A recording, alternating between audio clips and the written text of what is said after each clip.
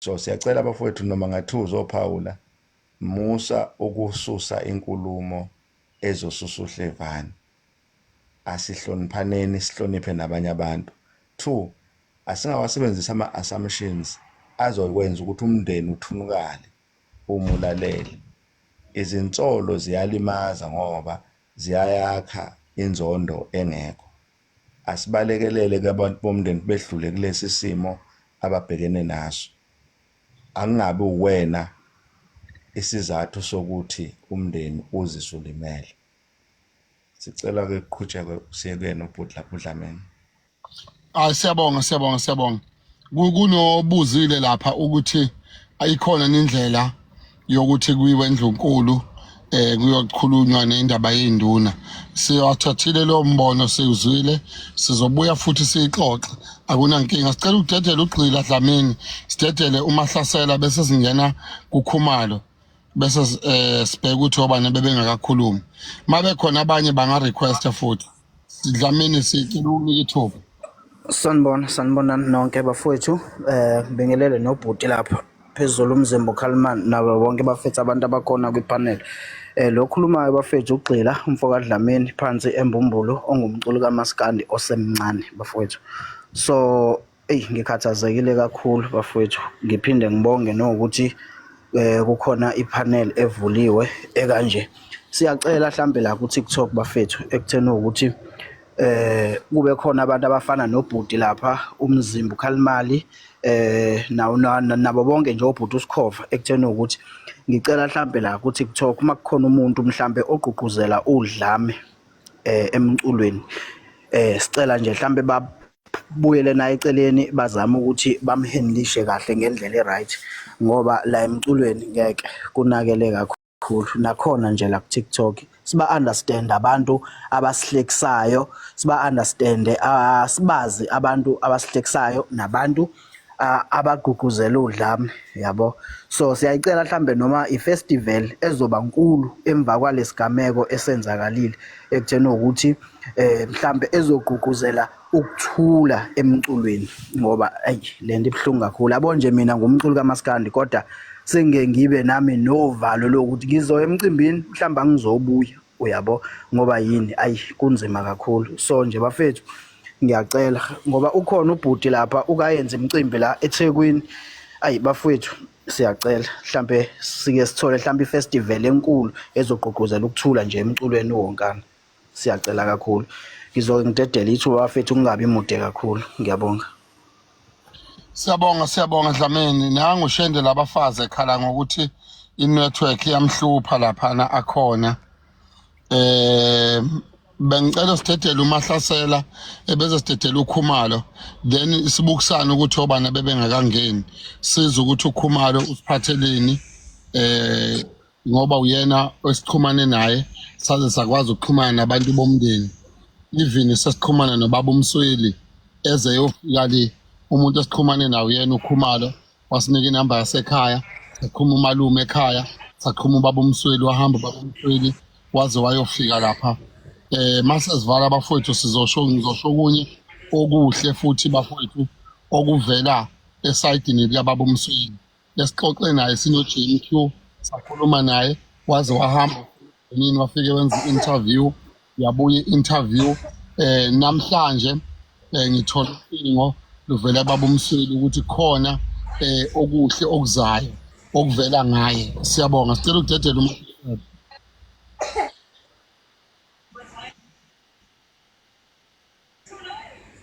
Mahlasela, sicela ukudedela.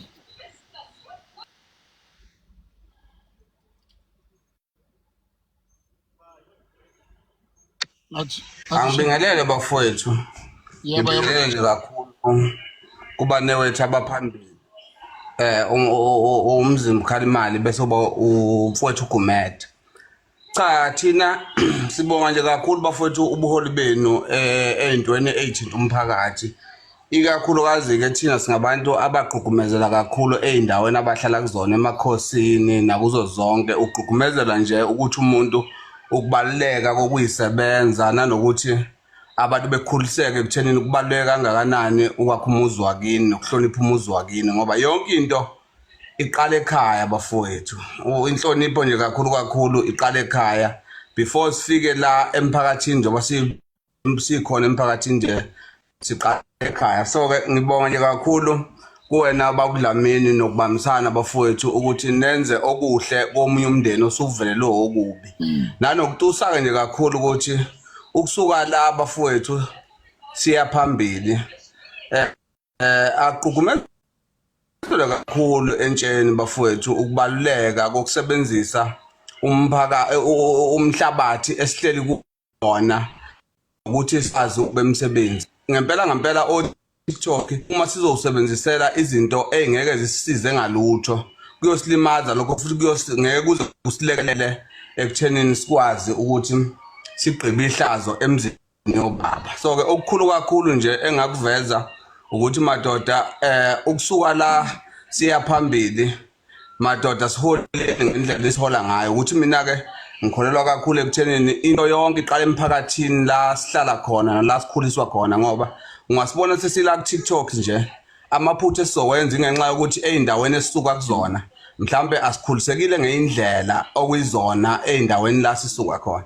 So ke ngiyaqinisekisa madoda kuzo zonke insizwe ezilapha ukuthi kuyosilekelela kakhulu ukuthi ngoba njobula nje ukhona usuke emakhaya usuke endaweni yangakini asizame ukulekelela imiphakathi esikuyona sikhulise intsha ngendlela okuyiyona sibambisane emphakathini sikhande indlela zokuthi kuphilwa kanjani ngoba ubona nje sila ku TikTok kunamaphutha amaningi kangaka asivelelayo la ingoba azikho izinto esibhizi ngazo.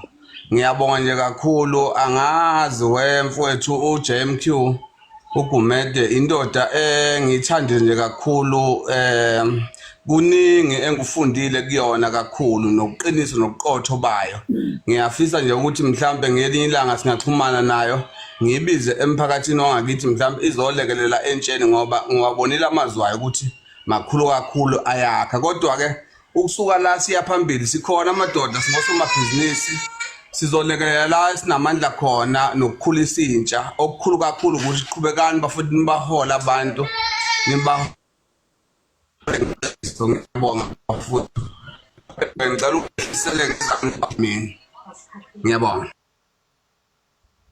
Siyabonga kakhulu. Yazi kunabantu la abakhuluma izinto ezingekho kahle lapha kuma comment okunye maye khona bafowethu umuntu owazana nomndeni kaJobe bengicela bafowethu angi-inbox mhlambe futhi inbox ubhuti uJMQ ngoba njengamanje sekulolu daba liyasiqiniseka khona sizothola ukuthi kwenzakalani sithola ukuthi thini into yakhona yonke leyo nto leyo hayi ngoba sizibili indaba yakhe naye izwile ukuthi ulimele walimala kabuhlungu uJobe besicela maye khona oxhumana nomndeni noma oxhumana nabantu abaseduze asidm sizobuya abafuthu sizoba no live abafana nalaba sibuka ukuthi siya kanjani phambili. Siyabonga kakhulu Mahlasela mfowethu ngiyathemba ukuthi nizoxhumana nobhuti uJMQ lapha ku DM sibuke bafowethu ukuthi senza kanjani ukuya phambili lena bafowethu ukuthi kukhulunywe negenge esencane kubalulekile ade sejele last week siyokhuluma nabafowethu abalapha ababoshiwe.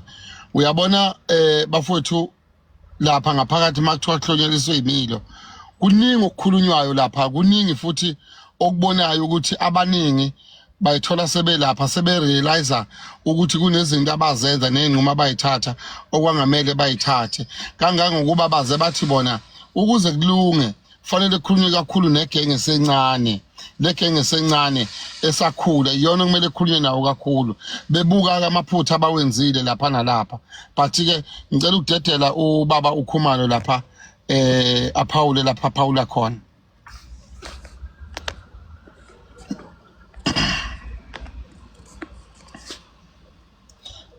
Baba Khumalo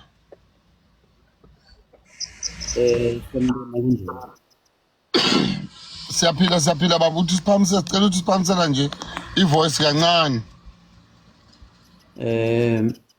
Ya ngithemba ukuthi wonke umuntu uyaphila wonke umuntu uright kulesimo esibhekene naso. Okokuqala nje okubalulekile kimi ukuthi kuyangijabulisa ukuba khona kwenu kulo live nangendlela enizokhuluma ngayo ngomfana. Ngiyacabanga ukuthi mhlawumbe ukudlula uma wakhe yimina umuntu engimazi ukudlula cishe abantu abaningi emhlabeni. Ngiphinde futhi ngibonge neqhaza enilibambile ukuthi umfana njengoba wazakhela umndeni wakwa-TikTok, namhlanje sekuyiwo lo mndeni lo ozomthatha futhi uyombeka endaweni yakhe yokugcina. Ngize la ngizobonga ngaloko esenikwenzile. Ngathi bafowethu inkulu indima eniyidlalile kulowa mndeni wakwaMvelase. Bengizobonga nje kuphela, akukho okukhulu. Ngisebhizi nomndeni sisahlanganisa la sihlanganisa khona. Kodwa kuye kwabaluleka kimi ukuthi angize la ngizobonga. Baba uMzimba Khalimali uhambe wangifuna la ngikhona, uhambe wangifuna waze wangithola. Baba uJMQ uhambe wangifuna waze wangithola la ngikhona. Salenza iplan lokuthi asiraise imali ngamakhandlela. Ngiyaxolisa-ke ngoba besimemezele ulive ukuthi sizobamba ulive ngoLwesithathu. Abantu base becela-ke ukuthi sicela niqhubeke ngoLwesine nangoLwesihlanu. So namhlanje sathi siyazama-ke ukuthi siqhubeke ngo-live. Wathola ukuthi i-akhawunti yami iyablockwa, yingakho sengingena nge-akhawunti kaQadusizi. Kodwa nje okubalulekile ukuthi angizobonga kuwo wonke umuntu okhona la kwa-TikTok ukuthi bafowethu nimakhile usiqiniseko, nimakhile and yinina futhi amandla wenu ayombeka endlini yakhe yokugcina. Bengithi angizobonga nje kuphela. Yiwona amazwi wami okugcina lawo, bese-ke senginganika abanye ithuba. Thank you. Siyabonga, sicela ungaphumi Khumalo, besicela ungaphumi Khumalo. Bengicela ukuthi before ngidedele abanye abangenile nje umfowethu laphana ushendela abafazi uSithembiso, umalume uke wangena. Kukhona baba uGumede ofisa ukudlulisa okunye bafowethu asebengene naseyinkulumeni eseyibekekile bese siyaqhubeka. Ngiyacela baba Dlamini ukuthi asiphuthume kumapholobo ngimuzwe ekhala kakhulu ukuthi imbambile lolu khwathalala lwabelungu. Mhlawumbe mase Phawulela ufuze sesingaba nakho okunye ukuphawula. Akunankinga. Baba Fuze. Ngiyabingelela ngane zakwethu, angazi noma kuyangilungela yini.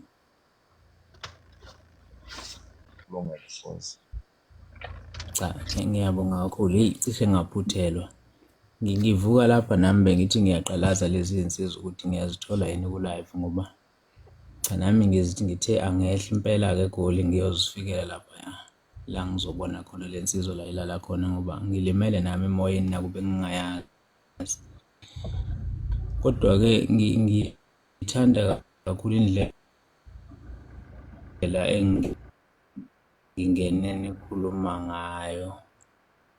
Ngiyafisa bona nje ukuthi before balandele uMaskandi babe ngobani. Angiyazi le network ukuthi ngiyisaphi. Hayi siyakuzwa ungabeka. Ngiyabonga. Ngiyafisa ukuthi abafowethu bazikhumbule ukuthi babe ngobani. Before bangene kulezi inkundla umuntu ngamunye ayicabanga ukuthi kambe ngangubani mina. Ngingakamboni uDlamini, ngingafiki kuqeda usizi, ngingakazani naye mina siqu sami ngangubani. Kambe mina yini engangiyingenele. Okunye mhlawumbe okuyoqapheleka kakhulu, mhlawumbe ngikubuka ngelinye iso mina. Ngelinye ilanga noma esikhathini esingaphambili kuke kwakhuluma uNomthebe wethu ephonsa inselelo kulezi insizwa zasenhla neAfrika. Zasukuma insizwa ezikhona la kakhulu zakwaZulu zathi siyabashaya laba bantu bayahamba. Yaphinde yasukuma imbuye futhi yaphakamisa izandla yathi angishongo ningayenzi lonto. Kwathuleka kwathi inyaye zange yenzeke lonto. Kuyaye kudumaze ke mbijana isikhathi esiningi abantu abanomkhuba wokungalawuleki nokungakhuzeki nokungafuni ukuzwa uma ngabe exwayisa ukuthi lento ayenziwe. Laba bantu abasuke bekhona belapha phezulu abakwazi ukuyinika isikhathi sokuthi musu kwenza lento ngegama lami, musu kusongela abantu ngegama lami, musu ukuthuka abantu ngegama lami. Okunalokho babuka ukuthi mina ngoba ngiyakwazi ukuthola engikutholayo ngabantu abasuke bengilandela, anginandaba nokuthi omunye kuzokwenzakalani ngaye. Kodwa uma ngingasukuma umuntu ngamunye athi yebo niyangithanda ngiyanibona ningabelungu bami, kodwa egameni lami anikwazi ukwethuka abantu ngami. Insizwa zakithi angazi zizovuka nini. Abantu esibalandelayo abasondli, ngeke futhi basondle, ngeke bawenzele lutho imindeni yethu. Noma ungashinga kangakanani uphathe isibhamu kangakanani ulwe nabantu bathuka basongele, azi ukuthi umuntu omlwelayo akanandaba nawe. Njengoba engakukhuza akanandaba nawe, ngoba kube nendaba nawe ngabe uyakukhuza ukuthi abantu laba abafethu abafuni ukuyicabangela. Abafethu laba abalwelwayo ababathanda abantu ababacabangeli. Angeke mawubathanda abantu uvuma abantu bame ngegama lakho phezu kwamagama abantu abadala ngenhlamba nangokubasongela. Uma ubathanda ngeke uzume kanjalo. Laba futhi abangakhuzeki baningi, badala abanye zingane. Laba futhi abangakhuzeki basuke bebona laba bantu okuluwa ngamagama abo kodwa bathule bajabulela kona lokhu ukuthi ngenye ilanga silokhu sihlangana kanje sithi usibanibani usethule. Uthulile yena lo muntu akasho lutho. Ufuna sihlangane kanje usibanibani usethule, uthule lo muntu akasho lutho. Namhlanje noma singakhuluma phakathi noma nini ngakhipha amazwi kanjani nithi nizama ukusiza lezi insizwe esilandela nazo uMaskandi, ngeke zinizwe. Ngoba laba bantu abalwelwayo bathulile bashaya ihlombe ngoba bacebile bayadla. Laba balaphansi ngeke banizwe. Kodwa makuke kwasukuma laba bantu bathi hayi ngegama lami, bazoyiyeka lento abayenzayo. Mabengakasho laba baphezulu noma singakhuluma sithini ngeke bazibayiyeke lento. Abafethu khona umuntu ozelwe kube yedwa umfana. Yedwa uthenjiwe kubo. Kodwa ufike ku social media wafika la enkundleni kaMaskandi wathi mina sengikhohliwe ikhaya. Usekwazi ukukhipha ngisho into ethi nginayo ilocation manje ngifuna nizongithola endaweni ethize. Umbuzo ukuthi mawufa uyothi wafela ini? Izingane zakho mazithi nje ubaba sisenaye ziyothi ubaba wafela ini? Laba bantu enisuke nibalwela ngalesikhathi baphila kahle, baphila impilo enhle. Nina ninandaba nemndeni yenu bafowethu. Anibacabangela abazali benu. Ukhalwa ngegoli ngapha nangapha, omama bathwala izingane 9 months. Bazi ukuthi ingane zami impilo eGoli, izama impilo eThekwini. Nina nizama impilo nilwela abanye abafana abacebile abanganandaba nayo. Akekho futhi omunye umuntu ozonitshela ngoba nifuna ukutshelwa abantu. Kufanele abazali beni bangcwabe, balahlekelwe izingane. Abantu enibalelayo kodwa bephila. Labantu enibulalena labona imindeni yabo ayilwi. Angeke ubone noyedwa othi uphume emndenini walabo bantu enibulalena labona othi mina ngilwela umfowethu. Bulalani mina. Kulwa nina anibalwela abafowenu. Anibalwela abazali benu. Bayabulawa nibalweli kodwa niyakwazi ukulwela abantu abangenandaba nani. Noma bangafika nemali engakanani maningcwatshwa. Ngeke kodwa balivusa ithambo lomzali wakho. Niyayizonda imindeni yenu. Niyaliqalekisa usuku abazali benu abanilethela emhlabeni. Akekho futhi ozonikhuza ngoba nizinsizwa. Akekho ozonikhuza. Nenhlambe niyikhipha abantu mabenikhuza. Nigibela kubo ngenhlamba bebadala kunani. Hayi nina ngoba ningahloniphi. Hayi nina ngoba niphuma emzini engenamthetho. Kunemithetho emzini eniphuma kuyona. Nina yingoba abanishayela ihlombe labantu enibalwelayo. Beniphushele ethuneni aninandaba niboni kodwa. Kufanele odadweni bakhale bathi asisenayo umfowethu sasinaye yedwa akasekho. Nganginondodana oyedwa akasekho. Wahambelana indodana wayelwela omunye umfana ongenandaba naye. Abanandaba nani laba bantu. Anifuni ukuvusana anifuni kodwa ukubona. Engabe sihlangana thina sikhumbule ukuthi konje sizosizana ngani ukuthi kuvuka amakhaya obaba. Asikwenzi lokho. Ayalimala amakhaya obaba ethe limele futhi sibe thina siphenya indlela esiyise emgodini. Akhale lo mzali ongakuthumanga. Kanti wena wabusuba insizwa kangaka ku social media ngobani? Wakwabona iphi ingane yakuboka labafana enibalwelayo? Ithi ngikulaleni, ikhipha location. Niyawakhipha nina location nithi bulawani nithini ngemndenini. Ubani ozonikhuza ngoba kushuthi noma banganikhuza abazali benanizwa. Kumnandi namhlanje mangabe sihlangana kanje sihlanganele ukuthi kufanele siyofihla ubani kusasa sifihla ubani ngoba yini nitholani ngalento eniyenzayo. Lobu umsizwe nibujaha kangaka nitholani ngabo. Niyabona nje ukuthi boniphushele egodini. Namhlanje nigiya ngokuthi omunye uhambile. Nigiyiswa ukuthi nilwela abanye abafana. Nigiyiswa ukuthi uke wakhuluma kabi ngomunye umuntu kodwa abantu bakuboka lo muntu abakaze bagiye. Kuya nina. Kufanele bangcwaba abazali beni ngobani bafethu ubani omunye ozonikhuza manje ngafuni ukukhuzela. Ubani ozonenza nikhumbule ukuthi thina njengesizwe simnyama sifundiswe ngenhlonipho yokuhlonipha isifo nje. Noma ngabe sakabani. Ngakini la uzalwa khona amakhamba umuntu emhlabeni lithuluzi libekwa phansi nezingaba ziboshelwa. Ngoba kuhlonishwa lo muntu osoke sethule manje. Sekushintshe ephi kunina manje ukuthi nazi ukuthi kuyahlonishwa isidumbu somuntu.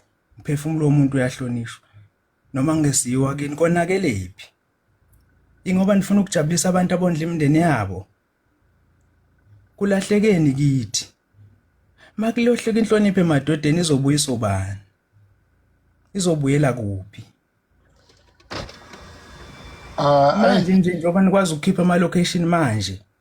Ufe wena manje ukhipha location ukuthi ngibulaleni ngomuntu ongakwazi. Kanti thina ave sinisipha indlebe ukudla kwayo bese sicabangela imindeni yethu. Ngiyacela mangenzeka kokugcina. Bawudlamini. Yebo. Lezi insizwa ezikhona la kaMaskandi ezilwelwayo. Ake nikhulume nazo zifunda ukuba nobuntu azinabo ubuntu. Ukube zinobuntu ngabe ziyakwazi ukuvikela lezi insizwa lezi ezibalwelayo ezithuka abantu ezikhipha ama location zibatshela ukuthi hayi ngegama lami. Akangazili umama wakho ngoba kuthiwa wena wawulwela mina hayi ngegama lami. Hayi. Cha Shende. Makusathula ibona ngeke kuze kulunge lutho ngiyabonga Dlamini. Shende mfowethu siyabonga kakhulu. Siyabonga kakhulu amazwi makhulu engikucelayo Shende. Ngicela ukuthi sike saba nawe la sakha usisi uMabiyela udadewabo kaZimephi ebenze khona i-conference la bathi sakha khona ikhaya. Kulokhu makudlula siyacela ube ingxenye yale conference. Siyacela impela ube ingxenye yale conference le ezolandela. Sibuke bafowethu ukuya phambili. Okunye bengicela abafowethu nje basiba u600 la. Sonke ngicela namhlanje sibe ne-homework. Ngiyanicela wonke umuntu la ayoba ne-homework. Ku-life ozolandela. Babudlamini kancane nje. Webhuti usiphetho uma kwenzeka ngelinye ilanga usifica nje thina. Ungayenzi lento ozama ukuyenza la.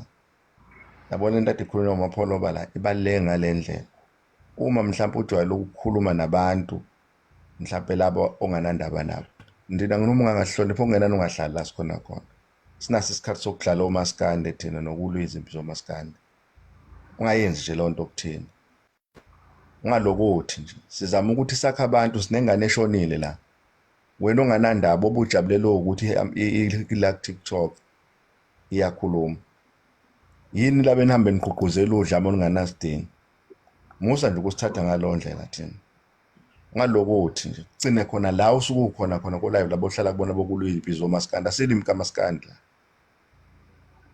asinazi nje usithathe ngalendlela bhuti Siphetho asibona nje futhi abantu abafuna ukuhlala nawe sikhuluma la kunomzimba womuntu esiwuhloniphayo ungayenzi lento oyenzayo igcine le ngakini la uyenza khona ungayenzi Siyabonga siyacela Siphetho mfowethu uhoxisa amagama akho ngoba la sizolungisa and okunye bafuthe bengithi ngifuna ukukuthinda indaba yalama TV lamancane lana abafuna ama likes go TikTok bese bekhuluma izinto okungezona singene live ngolesithathu kwaba yisabatha kwaba ulesine izolo namuhlo lesihlanu sekukhona abafufusayo kulama TV asebekhama sebekhipha ipost ukuthi sekukhona abahlanganisa imali babalula abantu abathile kanti lento yenziwa abantu base South Africa yini bafuna ukuthi makubonakala lokho bese kuyakhulunywa bethola ama likes bona yini kuthiwa inyoni yakhela ngamaqhubenye lento yalama TV bafowethu lamancane aqeqhumezelwe ayikhuzwe nayo and le ade ibeka ushende labafazi uqinisile angithandi kuba mude bafowethu bengicela sidedele olandela siyabonga shende siyabonga kakhulu ubani bengakakhulumi ugcoka malodumo bese sivala bafowethu isikhathi asisekho ngakithi then sizokhuluma kodwa inhloso enkulu kulabo abangenayo bekuzobonga bafowethu enikwenzile nakwenzele eSouth Africa bekuzobonga bafowethu kakhulu nje ilokho besokwenza nokuthi bafowethu sicela ubuntu buqhubeke buye phambili ukubambana buqhubeke kuye phambili kodwa ihomework engicelayo bafowethu kithi sonke sila ngicela sibe nayo emqondweni wethu into ethi yini esingayenza ngokubambisana ethinta into yokuvula amabhizinisi abangasebenzi basebenze abahleli basebenze amaSomalia avula izitolo left and right ayasupportana amaBangladesh avula izitolo left and right ayasupportana ama-target market wabo yithina i-target market yabo ithina fanele thina sihambe siyothenga kubona kodwa bona bathenga entweni yethu so into ebalulekile ukuthi bafowethu sibambane sihlangane sibe into eyodwa siwusebenzise uTikTok ukuvula amathuba emisebenzi bafowethu ilokho bafowethu ngiyabonga sicela ukuthi sidedele ugcoka amalodumo ebese bafowethu sibuka ukuthi ubaba uJMQ khona nangakusho noma ngakudlulisa sibuke bafowethu ukuvala sizobe sesiyaxoxa noJMQ sixoxe noKhumalo sibonisane khona ngikubonayo ukuthi kuyasalela emuva obekufanele sibonisane ngakho ngiyabonga Sanibona bobhuti abadala nobaba kumina ngiyabingelela ngani zakwethu ngiyabingelela nje lapha bobaba uDlamini ngibingelela uQwabe noMahlasela lapha bese ngibingelela kuMapholoba nakuMntunga bengizogcina lapha kubhuti omdala uZikode ngane zakwethu ngoba sihlangene nje singahlangananga kukuhle sibonge emswanini nomndeni wakaMthembu bafowethu sebekhulumile obhuti abadala ngingathi ngiyanda ngamagama mhlawumbe ngigcine ngifaka inhlabathi kugcine kungasadleka lokho obhuti abadala kade sebekuphekile bakuphekela thina singabafana abancane kuyibona ke futhi obhuti abadala sibukela kubona ngane zakwethu nami ngumfanyana nje osemncane osazama ukuthi afezekise ikhono lakhe endimeni kaMaskandi livela obala liqhakaze futhi bafowethu nami ngizothanda ukuthi ngibeke nje amagama amabili mathathu ngingandi kakhulu ngizogqugquzela insizwa thina esibiza ngamajongo bafowethu esisebancane bafowethu ngiyaye ngithi mina ke ayikho into ewoniwa ngomlomo ihlula ukulungiswa ngomlomo ake sifundeni bafowethu ukuthi mangabe kukhona umuntu oxabene naye noma enithena thintana nangazwana kahle ngokwenkulumo, ake nifunde bafowethu ukuthi nibizane, nihlale phansi, lilungise leyo nto leyo. Kungabi khona mhlawumbe omunye umuntu ozothi agcina akhipha amagama ukuthi uzongazi mina akangazi ukuthi ngubani. Bafowethu thina singamajongo amancane, bekungcono ngezikhathi zabobhuti abadala besakhula lapha into ebilungiswa nje iqupha nje alikaze labulala umuntu. Kodwa ke ngesikhathi samanje umuntu ufa ngisho ebulawa impama. So bafowethu ngiyanicela, ngiyanxanxa ngenza wethu ukuthi into mangabe sithe yaphuma esandleni kwangaba khona mhlawumbe ukuzwana, kwaba khona ukushelela kolimi, ake sibizane bafowethu sithi ukuhlala phansi siyikhulume leyo nto leyo. Ngiyaxolisa mfowethu nami kube ubushelela kolimi, bengingaqondile ukuthi kugcine kufike mhlawumbe ke ukuthi wena ucasuke noma ke mhlawumbe ube isitha kumina, angikuhlosile lokho. Inkulumo bafowethu mangabe vele yona ngomlomo iyakwazi ukuthi niyilungise futhi ngomlomo. Ningabe bafowethu senisebenzisa lobu bunsizwa nobujongo nobubhinca, nigcine bafowethu nibulala igama likaMaskandi noma libulala igama lengezo noma nibulala isizwe sakaZulu. Ngani zakwethu sekumoshakele, ngicabanga ukuthi futhi sokwanele. Ngicela ukuthi bafowethu sifundeni kumaphutha asenzakele namaphutha asenziwe ngabanye, sikulungise. Kusengalunga bafowethu, yize sekumoshakele kodwa kusengalunga. Ngiyanicela ngani zakwethu ukuthi ihlale phansi bafowethu, ibambe umthetho, ithobelane futhi. Ngiyanicela nje ngani zakwethu, ubaba Dlamini lapho kwakhuluma amagama engiwajabulele, engike ngathi nami mhlambe ke ngathi ngiwabeka kodwa ngangazwakala ngoba phela vele u-social media usudume ngobuqola nakho konke nje ukukhohlakala okwenziwa. Yabona nje ngani zakwethu, ngike ngathi ngihleli nezinye insizwa nezinye intokazi ngolunye usuku. Yabona nje ngoba manje la sufuna 490 sirishi sonke la, kodwa ke ngendlela esisebenzisa i-social media ngakhona siyisebenzisa endaweni ezinganakekile, ney'ndaweni futhi ezinganasidingo, nendawo ezisilulaza ubuntu bethu.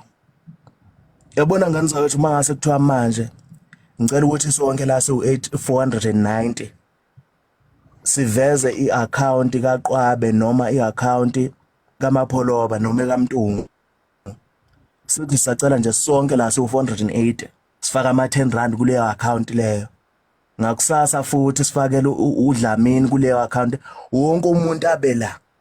Ngani zakwethu, kulula ukuba rich kodwa kudingeka nje ubuhlakani bomuntu nokuthi yini into oyicabangayo. Kodwa ke ngoba sesasebenzisa indlela zokuxhumana nokuthi yizo ezibalekile uma ngabe sikhipha amagama abhedayo namagama angakhe, singabantu kunzima ukuthi sikubone lokho. Ngani zakwethu, ngicabanga ukuthi sengikhulume kwanele, angifuni ukuthi ngikhulume ngigcine ngedlula mhlawumbe inkulumo yabo uyobhuti abadala sebekushilo kunini. Kodwa bafowethu enginxosa kakhulu ukubona, ngicela ukuthi kukho konke mangabe kukhona ungakuboni kahle noma umfowenu asekuthinte khona lawa angakuthanda, ngisacela ukuthi umbizele eceleni, noma mangabe mhlawumbe uyasaba ukumqonda, ubize lapha, ubize uDlamini usho ukuthi hayi baba Dlamini lana sengiye ngathi ukuthintana lana nomfowethu unje mnyama, umfokaMpungose lapha kukhona engingakuzwile kahle, kukhona engingakuthandanga enkulumeni yakhe ayikhulumile kumina. Ngicabanga ukuthi naye uzohamba afika ayibeke njengobhuti omdala ngendlela azoyizwa. Bafowethu ngiyanicela ngani zakwethu, ngiyanicela, ngiyabonga kakhulu bafowethu. Nkonzi ushayile ubeke futhi into okuyiyona. bengicela ukuthi ngizodlulisa lapha kubhuti uJMQ. Bengicela abahlonishwa bafowethu nodadewethu ukuthi uma sibuya le asibe nabo life abakanjena bafowethu sikhulume sibonisane. Abanye bazokhumbula ukuthi ngomhla 13 14 15 ngeke ngadutshulwa mina 9 wenhlamvu zangena emontweni ngenhlahla kaNkuluNkulu ngasinda. Abantu oyibona bangakhela uzungwe sahlangana sikanje sixoxa nabo. Enye into esibulalayo bafowethu angazi ukuthi inkosi uShaka yathi mabe iqalekisa isizwe sakwaZulu kwenzakalani. Khona lento kusafuna ukuthi ilungiswe. Sahlangana kanje sakhuluma nezinsizwa. Ngathi nabafowethu ngoba siba 250 ake sikwazi nje ukuthi sibeke imadlana encane nje u2005 ngenyanga. Sibone kuzokwenzakalani. Uzobala efonini yakho ukuthi 2005 times 250 malini. Mangabe kuphusheka kuhamba kuze kufika ku6 months kusuke kumalini. Makuphusheka kusa 12 months kusuke kumalini. Uzobala mawusulapho nosuhleli phansi. Leno ikhulumayo mfowethu bengicela bhuti uJMQ umalume lapha phezulu nabo zikode bakhona lapha noShende bafowethu sibaningi. Ake sithi makudlula lesi simo sihlaleni phansi bafowethu sibuka ukuthi yini esingayenza ngokubambisana. Isizwe sakwaZulu saziwa njengesizwe sibambene namanje kuyaziwa makuthiwa hlangana Zulu bese nabantu abale Eastern Cape la bebebonga ngolesithathu bejabulela ukuthi bona bakwaZulu niyayimela into yini manithe hlangana Zulu uyahlangana ngempela uZulu. Yini engahlula ukuvula amabhizinisi lokho bafowethu. Bafowethu sizobonga namhlanje kakhulu into eniyenzile ukuthi nishaye imali bafowethu yahamba imali yalapha iya kwaMthembu lapha yakhona siyofihla lensizwa.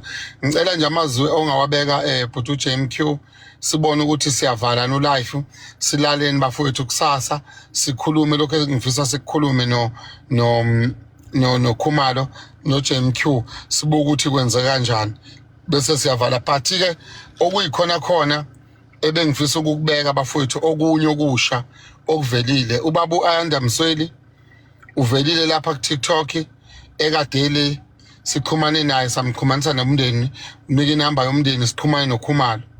Uthe ubaba uAyanda Msweli ese namhlanje kwavele kwavuka ama owner eLembe district Maphumulo Stenga lezi ndawo kwavele kwavuka bona bathi Ayanda Msweli sibonile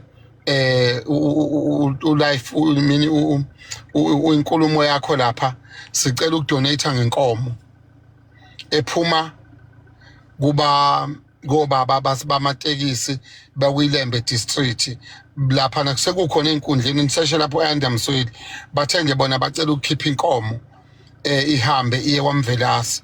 So siyabonga kakhulu bafowethu kukhomba khona njalo ukubambana nokuhlangana nokuba into eyodwa.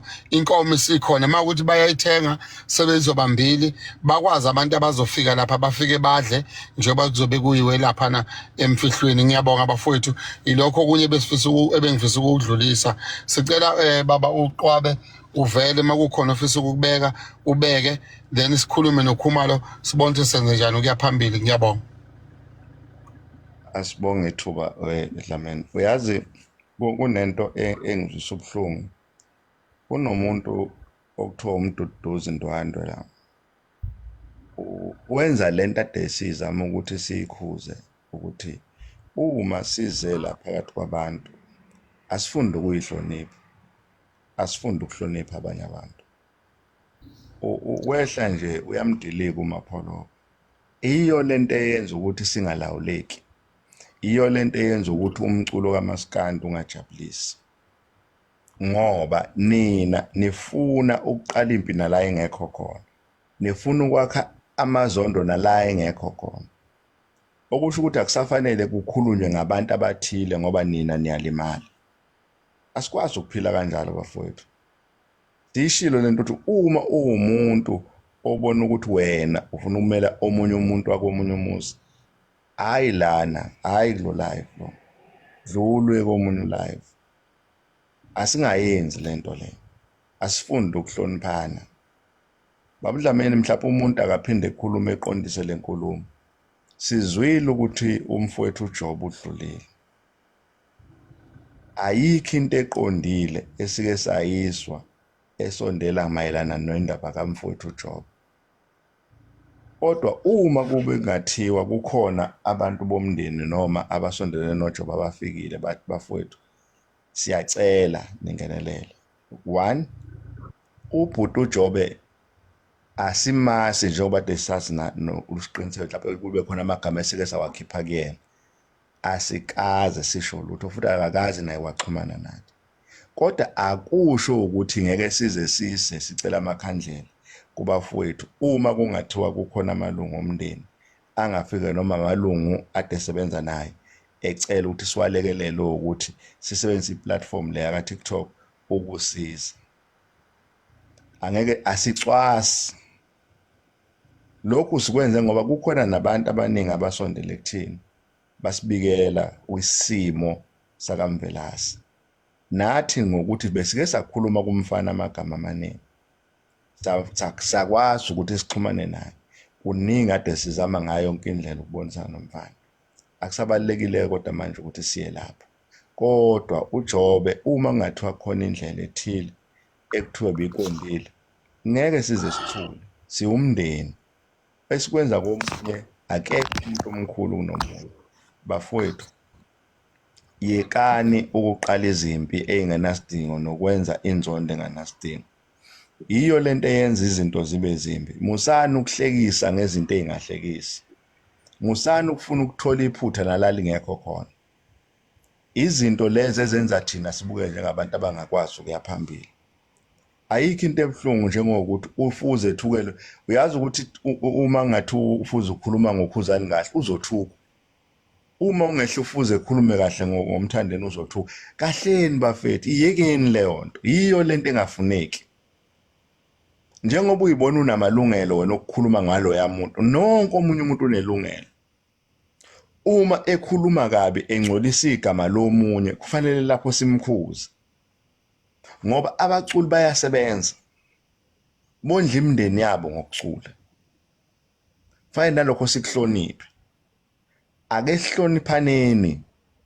Ake sifunde ukuhlonipha omunye umuntu. Yekani bafowethu ukufuna ukulwa izimpi engenasicoco. Uma uze ku TikTok uzohlala uhleke ufunde ubuyele ekhaya. Uma kuwukuthi uyabona ukuthi unamandla amaningi zama ukuthola lapho uzolwa nabo esibhakeleni uyojoin iring ulwe khona. Yekani ukufuna ukuqala izimpi engenasidingo. Ezinye zazo mase behlangana nalabantu ade nifuna ukulwa nabo mase senibabona niyaqala niyahluleka ukufuna ke nento nabo. Ake sifunde ukuhlonipha abanye abantu. Ake sifunde ukuyihlonipha thina. Ake sifunde ukuhlonipha imisi yasemakithi. Sibonga bonke abafowethu abanikele ngakho konke abanakho. Sibonga bonke abafowethu abadele yonke into bazela kuthina singelutho singanalutho nasemagameni ethu. Bazohlonipha bazosilalela bazoseseka basethemba futhi Dlamini. Siyabonga kakhulu futhi ubongani wabizwa yimi ngamfonela wafika. Siyabonga kakhulu Nyanda yephahla. Siyabonga nakubaba uMsweli ukuthi uma siza sigoba sikhala kukhona konke ade kusekwenzekile abe ubaba kithi asilalele aphinde futhi asukumele phezulu kwesikushilo ukuthi siyacela ebambisana nomndeni. Siyabonga abafowethu ubona bonke abafowethu abenza isiqiniseko sokuthi ukufihlwa nokulekeleleka nokuthi umfana akwazi ukuthi afihle ngesizotha. Nalaba abangasebenzisi ithuba lokulwa izimpi zabo ngegama lengane. Siyababonga kakhulu labo bantu laba. Yekani ukulwa izimpi zenu zenzondo ngosiqiniseko usehambile. Mkhululeni. Yekani ukusebenzisa inzondo yenu ngegama likasiqiniseko. Iyekeni lo nto iyawulimaza umndeni. Asibene ngabantu sibe nobuntu. Mapholoba ngicela ungene ngoba uphakamise isandla mfowethu.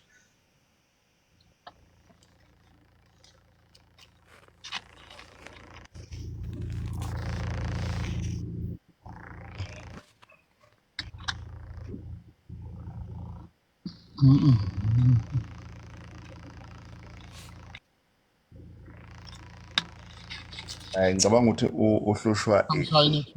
network. Cha, Udlamini nangesondela. Follow. ayingathi ushaye network. Ngicabanga ukuthi kwaba seyivale. Ngicele futhi ukuthi bafowethu asihambeni siye lena bafowethu siyoyifihla lensizwa. Mayikhona indlela phakathwayo lokhuze baba phakathwayo bengifisa ukuthi siyixoxe le khona team ngithe mina ngicela ukushiya homework cha bafowethu homework ithi ake siyibuze la ku TikTok ukuthi yini esingayenza ikakhulukazi labangasebenzi. Ilona homework ukuthi yini esingayenza ngokubambisana ukuya phambili. Uyazwakala amapholo baqhubeka ukukhulume Hayi qhubeka ba.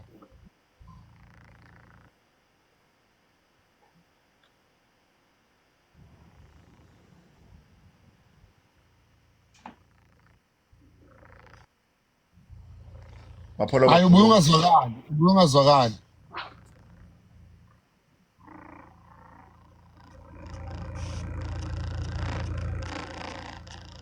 Mina ngiyazwakala Dlamini. Hayi siyakuzwa nje Mnyama Uyakuzwa siyakuzwa. nje mnyama. Njengoba ngishilo lasekuqaleni ukuthi mina ayikho into engizoyisho ngoba obhuti bami bayakhuluma ngaphambili. Okushiwo yinini akufana nento efana nezoshiwa yimina. Engikucela ekugcineni ngale ukuthi mina kimi ngobhuti. Abafowethu laba basemva kwami noma mhlawumbe ngithi esithanda nabo umculo, esithanda umculo nabo. Bafowethu ngiyanicela impilo incane, impilo imfishane. Azazi siyofanini. Azazi kwanosuku usafika ngalo ukuthi ngempela kwakuyilona nosuku okwakufanele sifike ngalo. Okwethu ukulwela impilo esiyiphila ngaleso sikhathi. Okwethu ukulwela impumelelo yaphambili. Bafowethu ngicela siphushe siyaphambili. Yazi uDlamini ukhuluma into enjengokuthi kunganjani sithenge i-franchise thizeni singo TikTokers ebese sithenga ama-shares. Noma ngabe kuthiwa i-shares olithenga la kwa-TikTok u-1%. Lobe lisho something empilweni yakho. In 10 years lo 1% uyobusho something engaphezulu umndeni wakho ngeke uzucabanga nokucabanga even ngathi uthuka abantu la kwa-TikTok. But in 10 years times lo 1% uyobusho something bigger. Mangabe bafowethu unetshiseka lokuthuka abantu akujoyini team ewinayo. Iteam ezothi masithi sithenga uMcDonald's wena uno 1% kwaMcDonald's mawuthuka umzimba okhala imali the day tour wena una 60 years old or 61 years old uhamba no 400 million empilweni yakho uwinile. Bafowethu asikwazi ukufela into engekho. Asikwazi ukufela into engekho. That ngempela bafowethu. Ake sizame something else. Ngesikhathi sikaThamara sahlanganisa imali eningi kakhulu ngeke ngikwazi ukuyidalula cause ngiyazi ukuthi okunye kwakhona uJames ngeke angivumele ukuthi ngikudalule lokho. Naye uDlamini nje behleka nje uyazi ngeke ngikudalule lokho. Ngesikhathi Thama sakhanda imali eningi kakhulu. Leyanto yaba yiproof ukuthi singenza more than esicabanga ukuthi we can do bafethu. Wenje Mnyama mfowethu sesivala. Uyabona la uma ngahle nje sibe u500 sithi nje bafowethu ake siphule irecord siu500 sihlanganise o350 nje laba baka Ramaphosa o350 noma o500 bese abantu abazongamela lesikhwama kube ukuthi abantu abavele benayo imali futhi abangeke bafune ukuthi bayicebise bona bathembeke o350 nje noma o500 lapha efonini mawuthi sesiqedile bafuthu meeting yethu mawuthi 350 times 500 kuphuma 175,000 imali le ngaphuma 175,000 siba u500 sishaya 350 ebese sakhe ibhodi lokuthi ke le mali siyenze njani, then siplane ukuthi nje okay nazi indawo lapha eThekwini ziyaqashisa, eGoli indawo ziyaqashisa. Masifika lapha eGoli sicela umuntu osegoli afuna indawo ethe ukuvuleka, senza nje ikhishi olizothi mangabe uze eGoli ube ingxenye yalento uyodla khona. Sivumelana ukuthi mawuze edrobheni eGoli mawulambile uyodla lapha. Sigijimela oSteers, sigijimela oMcDonald, sigijimela oKFC, sigijimela zonke indawo lezi kungefanele ngabe siyisupporta thina, asikwenzi lokho. Ungitshele ukuthi mangathiwa sikwenza for 6 months lento kuzophuma malini 1,050,000 masikwenza ngo6 months iba 500, 1,050,000 imali leyo engabihleli, 1,050,000 imali leyo engabihleli ikhulunywa ukuthi irun ibhizinisi. Uma ngabe siyenza for unyaka sikhipha labo 350 ba 500 sizobe sino 2,100,000. Yini edala ukuthi kungenzeki lokho? Ilento okuthiwa umona esibhekene nayo. Imona nje esibhekene nawo. Mina senza ikhemesi lapha nabafowethu siba u20. Senza ikhemesi yokusafaka ama-product. Umuntu uza nawakhe, omunye uza nawakhe, omunye uza nawakhe, uza nawakhe, uza nawakhe. Imali yakhona siyenza sifakwe i-account siyenza. After 6 months njengoba nje kuJuni, mawuphela uJuni siyobuka ukuthi sisebenze kanjani, sihlala phansi. Ngokuphela kwenyaka siyobuka ukuthi sisebenze kanjani, sihlala phansi. Uma singaba into eyodwa bafowethu sibeka umona eceleni, bukani bafowethu soya kude. Ilokho engikushoyo. Nje ngiyambuka ngaqedwe mfowethu, qhubeka. No, angikele uMapholoba. Ngiyacela ukuvalelisa Ngiyana Mapholoba ubushawe network. qeda unyamboza.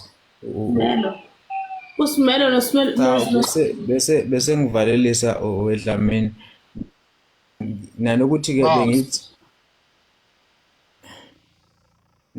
ke bengithi mina kula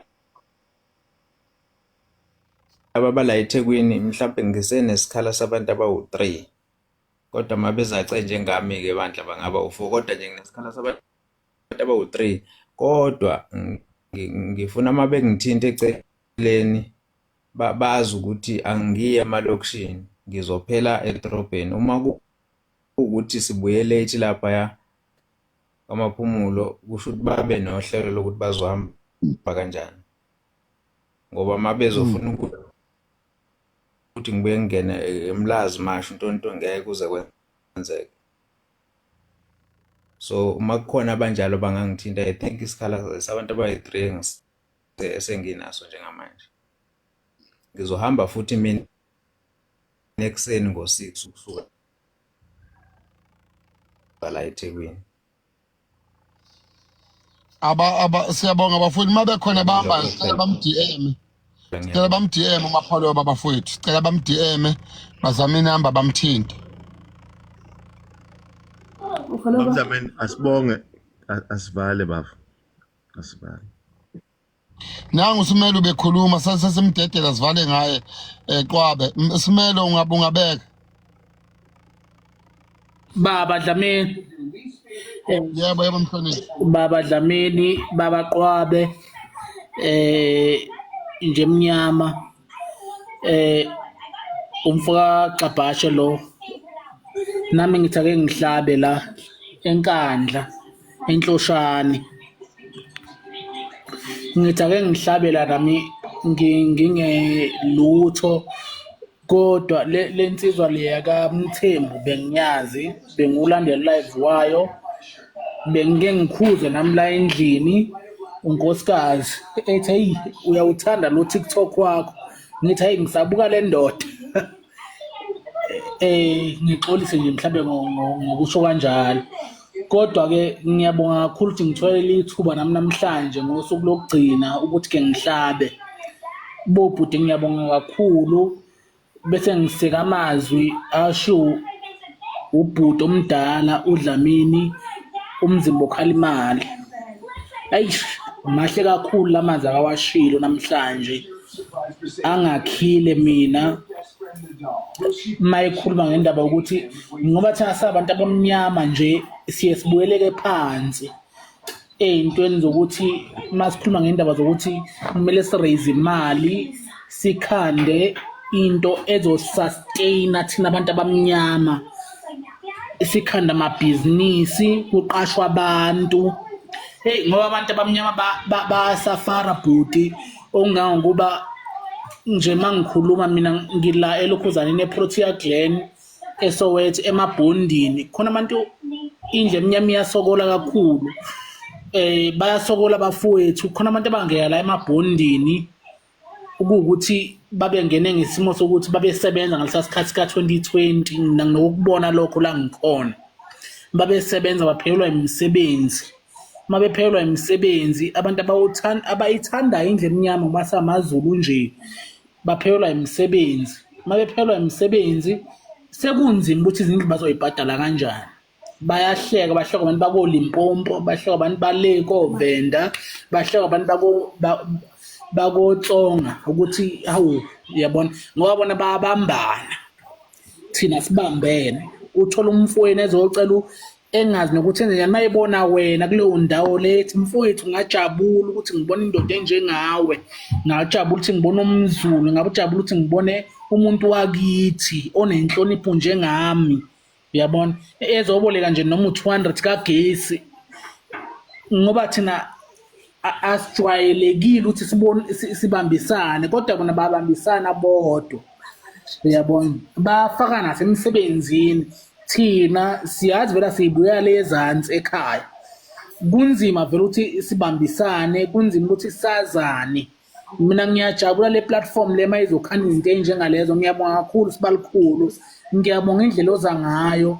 Ngizojabula kakhulu mhlawumbe ngathiwa siyaxhumana seceleni ngoba nami ngomuntu oyebe nombono nomqondo webhizinisi. Ngingajabula kakhulu Sibalikhulu, ngiyabonga kakhulu bobhuti njengoqwabe obhuti abanembono emikhulu laba. Nami ngijabule kakhulu mangibona obhuti kukhule ngifundile namhlanje. Ngicela ukuthi ngingagcini lokhu namhlanje ngokuthi ngoba sisemanzini ngisiyacela ukuthi mhlambe siqhubeke nakho sakheni indle emnyama, sakheneni ngoba sisenkingeni bobhuti, sisenkingeni ngoba sila emagoli nje sithwele kanzima. Siyabonga kakhulu bafowethu. Ngicabanga ukuthi ibhuti uJamie uyaseyivalini okwamanje. Siyabonga kakhulu, cha sinethemba lokuthi kukhona okungenzeka bafowethu ngoba niyakholelwa bafowethu kithina futhi nibonile ukuhamba kwethu. Into eyenza lokho ngabanye nje bade siba u600 abanye ade bebuka ukuthi no madoda thina sesinibonile nihamba kahle phambi kwethu. Lena engiyibekayo bafowethu ingenzeka bukani, ingenzeka futhi ngeke ibe yona inkinga kuphela abantu abamakhanda mabezothembeka ebese kuthi nathi thina silapha phansi sizokwenza nje into ethile ewukuthembeka. Bafowethu ngiyanicela ingane yeSulumane mayikwazi ukucofa ikhompyutha, yakwazi uku-order ehardware lapho uku-order khona ubabwayo, yakwazi ukudriver, yakwazi ukusenda ama-email yawa-receiver yenzani. Ubabwayo ade ese-hardware noma eseplazini lenkomo noma ekuphi lapha khona. Mayisifunde lokho iyatshela ukuthi-ke na impilo lapho ekhona khona. Mangabe amaSulumane kukhona elihluphekayo abalibona ukuthi bahluphekile bayahlangana befaka o50,000 lihambe liyovula ihardware. Mase liyivulile ihardware bese kuthiwa ihardware isivuliwe manje, sicela-ke wena ulethe ireport ebhodini lethu ukuthi ihamba kanjani ihardware. Ungathi uthatha iprofit uyahamba uyisebenzisa endaweni wrong. Thatha iprofit ubuke ukuthi ibhizinisi likhula kangakanani. Ubuke bazothi abanye uDlamini ugibela imoto ayifunayo wenzani. Even izingane zami mina ngifundisa ngomsebenzi engiwenzayo. Ngitshela ngemqasho ukuthi fundani faka esikoleni ifuni makwenzekile yaye emqashweni yami yayoba busy ihola njengabanye abasuke besebenza ngiyifakela ukuthi ingathi yonke into iza ngeplate kalula mangabe ihlalile yangayendawo ngithi akuyosetshenzwa ayitholi lutho njalo futhi ngiyayitshela ingane ukuthi izinto enginazo ezami akuzona ezinto so ke ngiyayithemba le ndoda ewuqwabe lapha phezulu ukuthi bafowethu ukukhona okuzokwenzeka ukuya phambili asiphume bafowethu ngobuningi sihambeni siyoyiseka lensizwa kodwa namanje ngisacela onolwazi nokuxhumana nomndeni kaJobe siyacela bafowethu asithinte ngoba leli khaya lawa TikTok likhulu bafowethu sizoliphusha siyaphambili siyabonga kakhulu makhona ofisa ukudm ubaba uJMQ uzongena ku-DM noma khona ofisa ukungi-DM angidm sizoxoxa bafowethu siyaphambili siyabonga bafowethu masingahlala la ngeke size silale siyabonga bafowethu bhuti uJMQ lokugcina bhuti. No, siyabonga kakhulu Baba Dlamini, siyabonga. Sifisa ukubonga kubona bonke abafowethu nabo bonke abanikele ngakho konke abadebe nakho nothando nenhlonipho nokuhlala nje kuze kushayela isikhathi behleli nathi. Siyabonga kakhulu bafowethu enikwenza kuthina kukhulu kakhulu futhi siyathembisa ukuthi siyozama ngokusemandleni ukuthi lokhu enesithuma ukuthi sikwenze senze khona singenzi okuseceleni kwalokho enikufunayo nina. Siyokwenza ngokusemandleni ukuthi siyathobeka ngaso sonke isikhathi siyohlezi siyiso noma siyitsheleni lokujikijela la enisuke nifisa ukuthi sijikijele khona. Siyathobeka kakhulu siyabonga. Siyabonga kakhulu siyabonga bafowethu siyabonga kusemnandi inkosi inibusise bafowethu silaleni kahle.